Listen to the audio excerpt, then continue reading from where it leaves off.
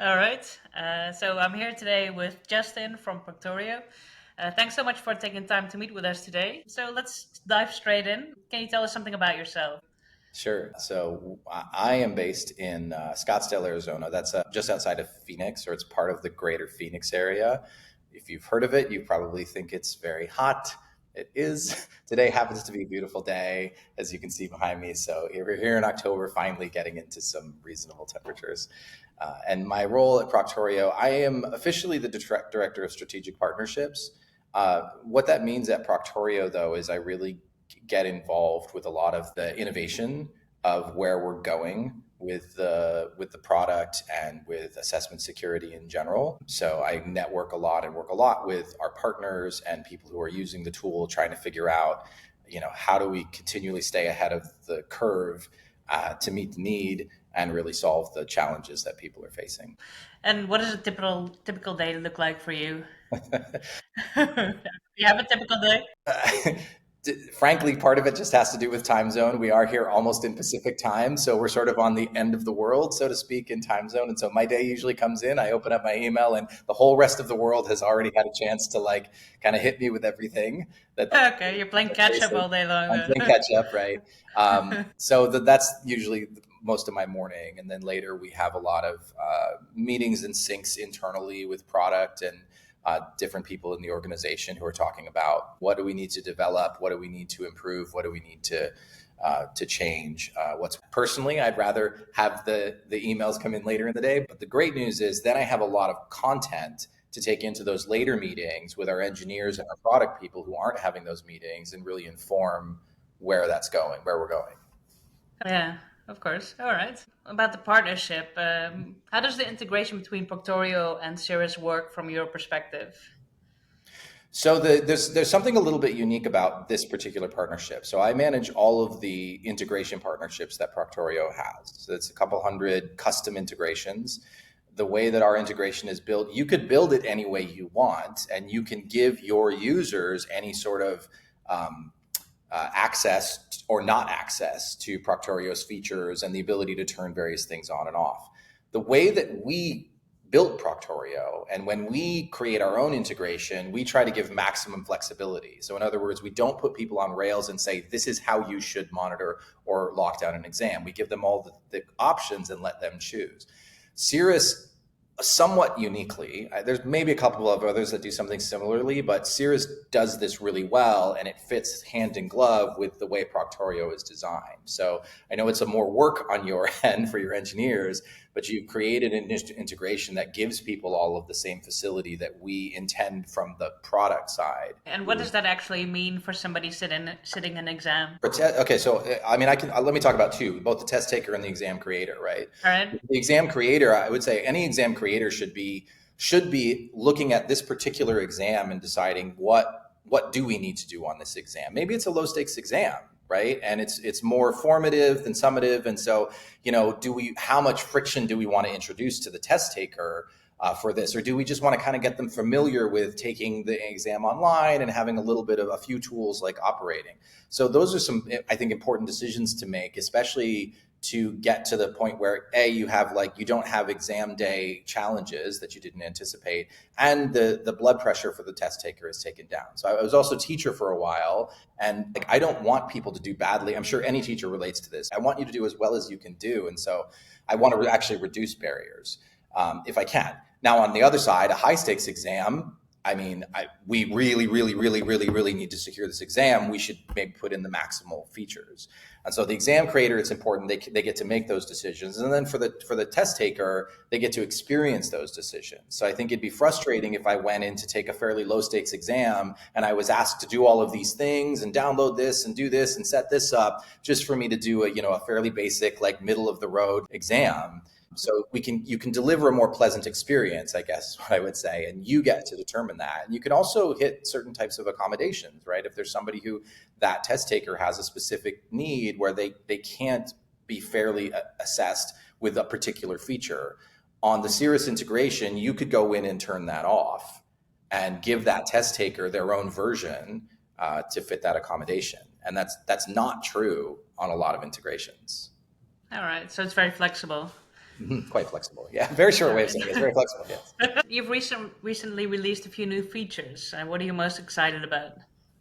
Okay, yeah. This past year has been actually one of the ones that I really like is we put in these alerts. Okay, so you'll see now in the review center there are these little icons next to the page, and what we're indicating there is there are situations where somebody might not get a lot of flags, but they did a thing maybe one time that is worth looking at. That we think you should probably look at this, and as people use different methods to try to circumvent restrictions, we can pick up on a lot of those. And so the alerts are meant to draw your attention to it, and it's really easy to search further.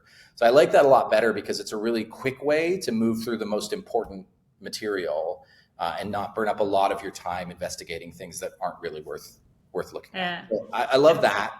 And what kind of activities would set off those alerts? Cell phone. So Cell phone? Okay. the really obvious. There's certain Okay. types of AI use. So the really what do you call it? Visceral one is cell phone. If I pick my cell All phone right. up, that'll create an alert. So it'll create a flag, but it will also create an alert. So you know, hey, maybe this person didn't do anything else that was Yeah. flag worthy, but they had a cell phone in the. Yeah. Okay. Just one really big thing. Right. A couple of the others that we pulled out, we teased out are AI use, different types of AI use. A lot of people understand AI in sort of a monolithic way and think of it in a monolithic way and think AI is a ChatGPT. And the truth is AI covers a lot of ground. There's lots of different types of AI and ways that it can be implemented, both for good uses and unauthorized uses. So I say that to say, we detect there's specific types of AI that come up on exams, and that's what we're looking for and detecting, and we're putting an alert for that. So that you know to jump on that one, because again, actually there are some technologies where if somebody is using the AI, again they could just use the AI and maybe it doesn't pick up a lot of flags, right? If they're not using it all the time, but they used it at least once. Yeah. Okay. So the other products, though, real quick, are so mobile, what we call the companion app, which are advanced security. It's an application that downloads and locks out an entire device. Mobile is actually one that I'm excited about because it is a naturally secure environment. And I think it's surprising to people that it's really pleasant for users to take a mobile exam. And it's very secure naturally. Like a mobile device is a secure device. Live is my baby that I was part of sort of the inception all the way through to the delivery on that one. So that one I've been really excited about especially because not because of the ability to deliver live, but because we're able to give you a platform so that you can monitor your own exams. So that was kind of the idea. Lots of people are doing live, fine. That's not really, we're automated, right? Is really our business. But the platform, the idea was if we pass the platform over to you, then we're giving you the opportunity to monitor your own exams, which is more secure and massively cheaper, right? Because a lot of institutions have their own staff already to do that. So we're just giving you the tool, really. Okay. Yeah.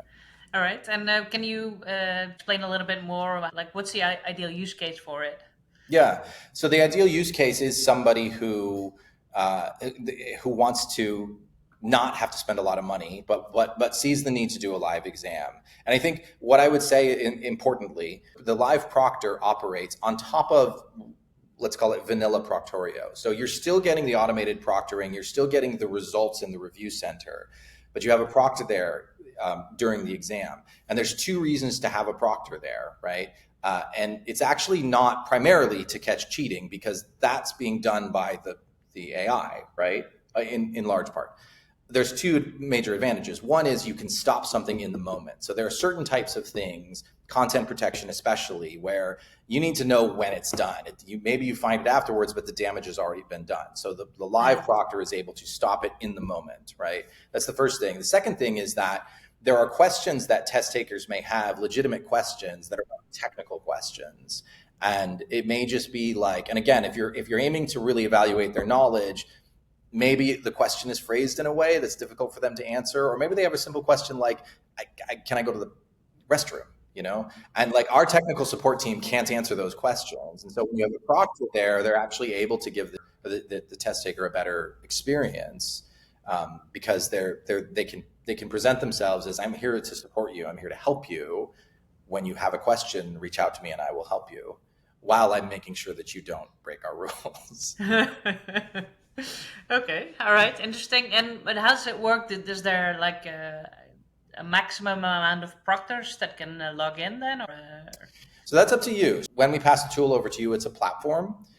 You could put on as many proctors as you want. If you feel like you really want to do one-to-one exams and have every proctor take one student, you could do that. So you have okay, all flexibility right. there. So it's completely flexible. It's completely flexible. You're able to sort who is assigned to which candidate, and there's something called a gallery view that lets you choose how many you want to watch at one time and who's going to watch them.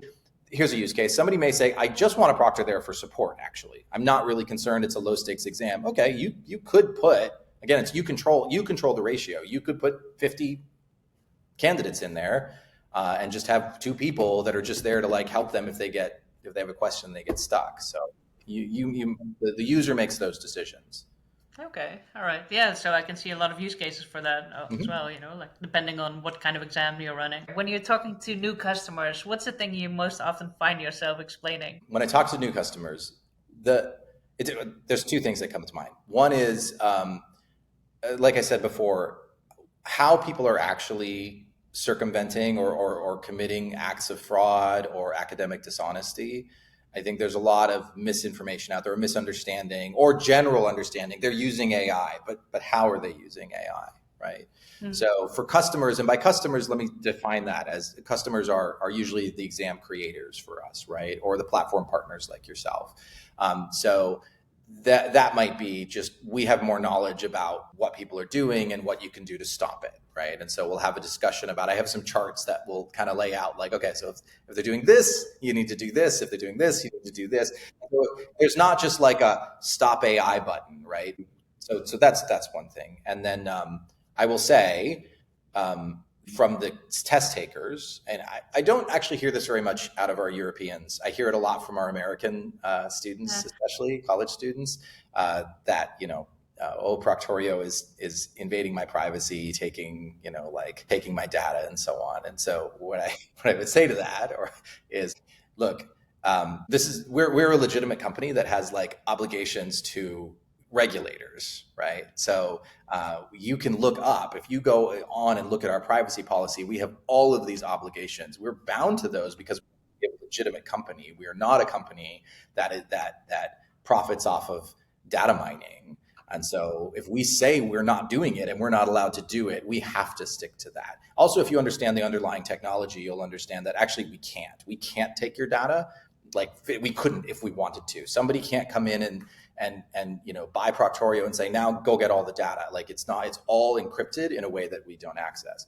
But I think it's all right. And when you go back to the students when being worried about their privacy, isn't that you don't think that's also part of the problem with the organizations or the universities not informing them properly about how Proctorio is being used or how any of these tools are being used? Yeah. So if you're an organization where your test takers are going to take multiple exams, you have an advantage that, let's say, certifying bodies maybe don't have. So the types of organizations that only get to see people one time, I'm sorry that you don't have this advantage. But there are other ways to sort of solve this problem. But if you do have people who are going to take multiple tests, we really, really, really advocate strongly for, like, talk to them in advance about it. Make sure that they know clearly what's going on. Make sure they have a chance to understand and help educate them on, do one class on like AI literacy and the internet and privacy law. So I do think it's good for people to do a practice test if they can, right? So they get used to it and ask their questions. We have a lot of stuff on our website that you can access if you have a specific concern. So for the institutions, my advice is take a little bit of time to have an open and frank conversation and let people express their concerns so that they can be addressed. What's keeping you up at night when it comes to online assessment? What trends are you watching closely? What's happening is there is a societal attitude shift. And there's some really good research out there now about what, if you ask people, do you consider this cheating, this activity? So, and how that has shifted over time. So as the technology that makes it easy to cheat becomes more prevalent and easier to use, you start to feel like everyone's doing it, and then you start to lose your sense that like actually I'm taking a fraudulent or unauthorized action here.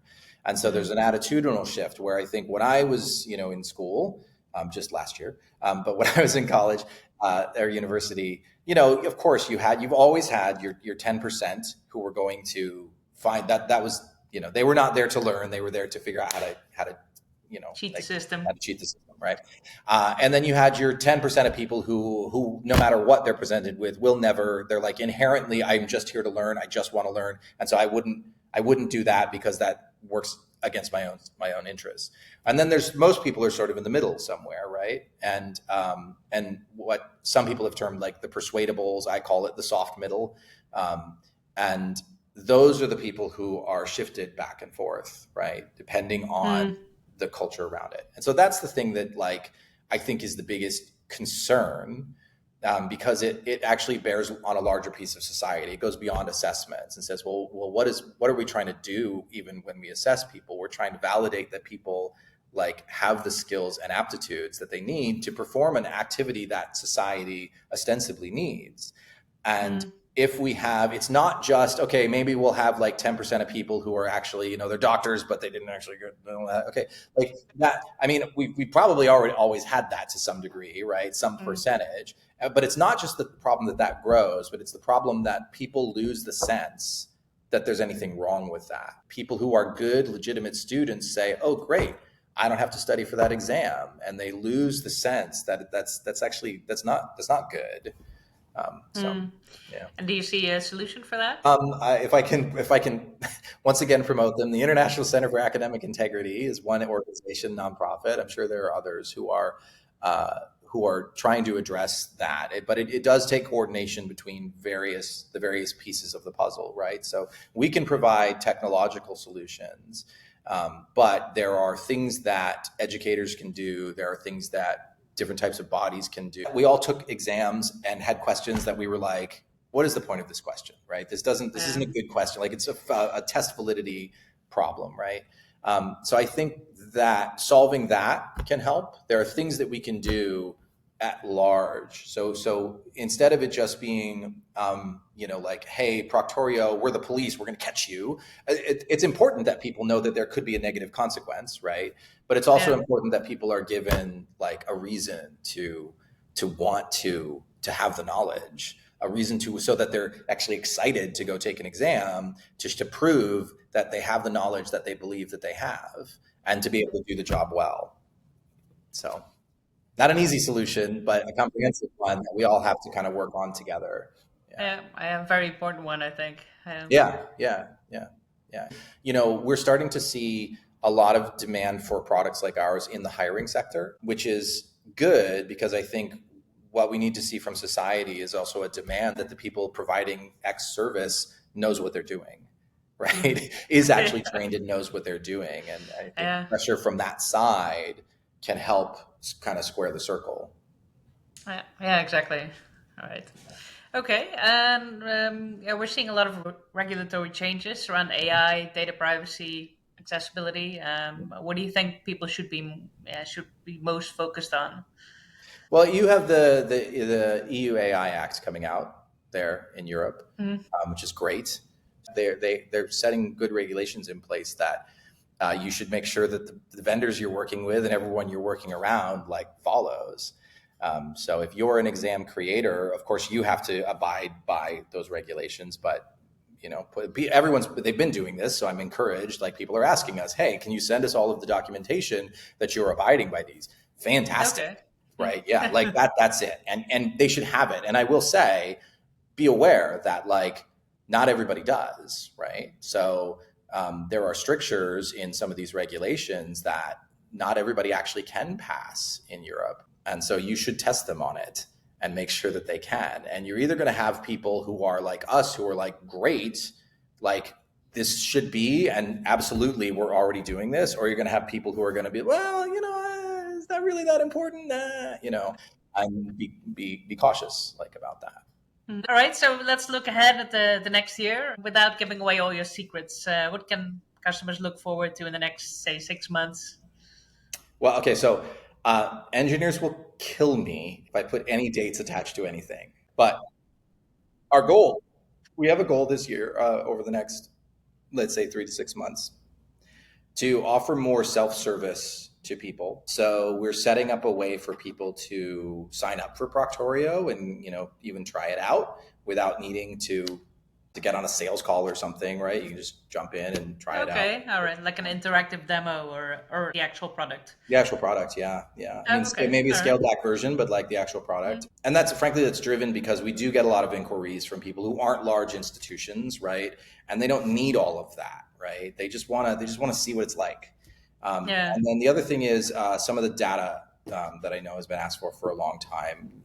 We're setting up in the same ecosystem an administrator dashboard that will allow you to view your own data. You don't have to ask us how many exams were taken last month. Like you can just go and see it on your own. You can add new accounts if you want. You can measure those against each other. And from that platform, over time, we'll be able to build out more and more data. So we have people that ask a lot about, like, oh, I want to know whatever metric against usage, against number of exams, and so on. And so we're putting all that together.